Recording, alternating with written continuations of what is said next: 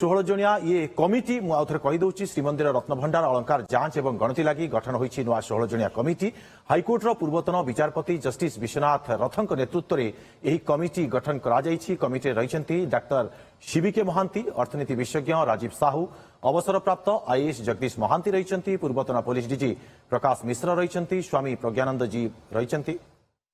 Arrangement आमर पूरा सरी अरेंजमेंट परफेक्शन हो जाए खाली तार पॉलिशिंग चली हाँ आम महामहिम राष्ट्रपति मैडम आसुंच गोटे स्वतंत्र व्यवस्था कराई आनिबार बसबार जमी रथ को छुईबे कि दौड़ी टाणिबे से व्यवस्था अलग कराई नॉर्मल कॉर्डन आउ ये सब क्या प्रभावित हम ना जनरल पब्लिक को कौन असुविधा हम ना से आसी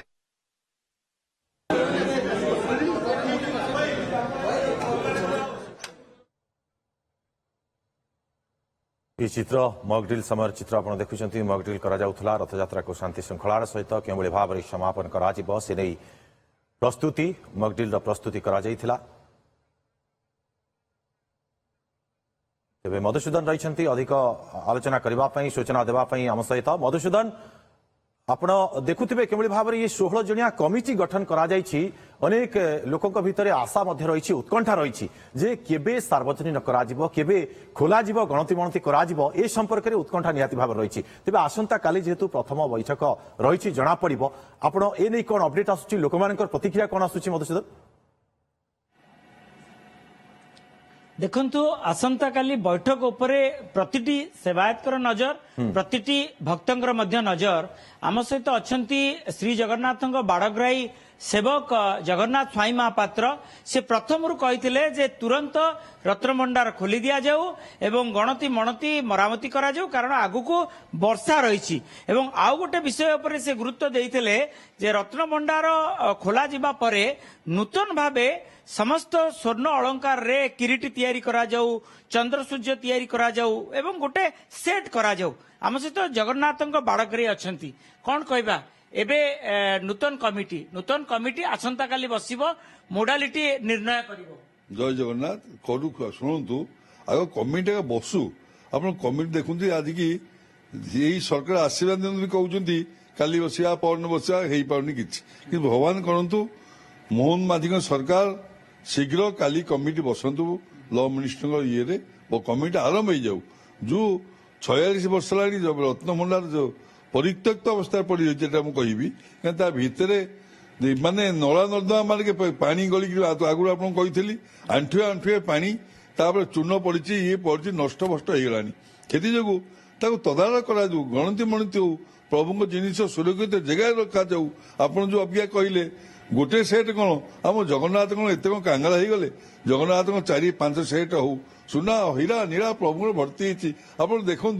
जुग जाई कौटी पहुंचलानी आम प्रभु शह वर्ष है गोटे से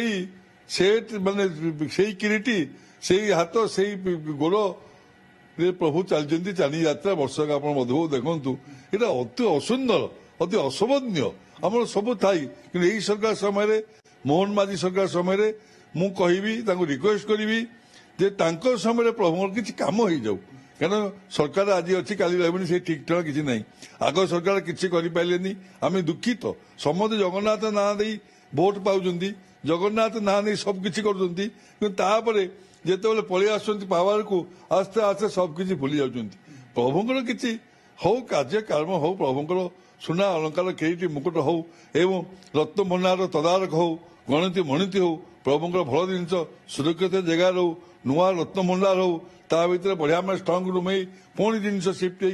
प्रभु जगह रो एवं यहीटा मोर कह उद्देश्य आज्ञा भावुं जो कहुच्छी जो से माने जो राजा को पराजित करते मुकुट रही रघुनाथ बेश रही एगुड़िक मोडालिटी मध्यम किभली भावे बाहर को आसीबो एवं अन्य क्यों क्यों माने सेवक रहिया दरकार जेमती भंडार मेकअप रहिया दरकार एवं आउ कौन कौन करा जिबा दरकार स्वर्ण अलंकार रो मान निर्धारण करा जिबा दरकार आज्ञा शुणु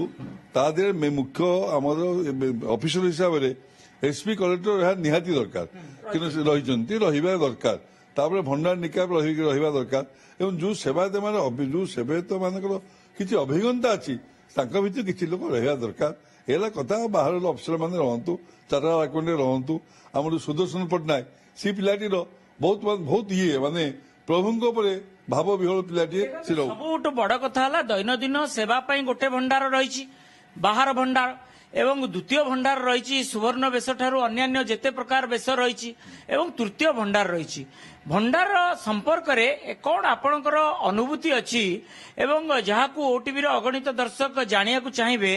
ଏବଂ କିଭଳି ଭାବେ ସେ ଚାବି 2018 ମସିହା ସମୟରେ ସେ ଚାବି ନେଇକରି ଯାଇନଥିଲେ, ଯାହା ଫଳରେ ଫେରିଲେ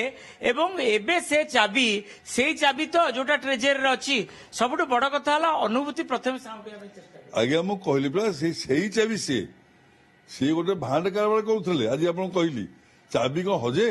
ଏଇଟା କଣ ଇଏ ଚାବି ହେଇଛି ବାହାରେ ଫିଙ୍ଗି ଦେଇ ପଳେଇ ଆସିବା। ସେଇ ଚାବି ସିଏ ଗୋଟେ ଭାଣ୍ଡ କାରବାର କରୁଥିଲେ, କାରଣ ତା ଭିତରେ ନଷ୍ଟଫଷ୍ଟ ହେଇଗଲାଣି। ଆପଣ ଯୋଉ 3 ବଖରା କହୁଛନ୍ତି ଘର ରୁମ୍ ଅଛି ନାହିଁ, ତା ଭିତରେ ଆଉ ବି କେତେ ଛୋଟ ବଡ ଘର ଭିତରେ ଅଛି, ବହୁତ ରୁମ୍ ଅଛି ତା ଭିତରେ। କାରଣ ତା ଭିତରେ କୁଇଣ୍ଟାଲ ସୁନା ପା ରଜା ଆପଣ ଶୁଣିଥିବେ, ଆମେ ତ ଦେଖିନେ, ଆମେ ଶୁଣିଛେ ରଘୁନାଥ ବେଶ ଜଗନ୍ନାଥ ହେଇଥିଲେ, ତା ସେ ସୁନା ତ ଗଲା କୁଆଡେ ତା ଭିତରେ ସବୁ। ନିଶ୍ଚିତ ରଘୁନାଥ ବେଶ ସମ୍ପନ୍ନ କରାଯାଇଥିଲା, ତାହେଲେ ସେ ସୁନା ମଧୁସୂଦନ ଏ ସମସ୍ତଙ୍କର ଆଶା ରହିଛି, ଉତ୍କଣ୍ଠା ରହିଛି ଯେ ଯୋଉ 16 ଜଣିଆ କମିଟି ଗଠନ କରାଯାଇଛି, କମିଟି ବସିବ ଆଉ ମହାପ୍ରଭୁଙ୍କ ରତ୍ନ ଅଳଙ୍କାର ଗଣତି ମଣତି କରାଯିବ। ବହୁତ ବହୁତ ଧନ୍ୟବାଦ ମଧୁସୂଦନ ଆପଣଙ୍କର ତମାମ ସୂଚନା ପାଇଁ।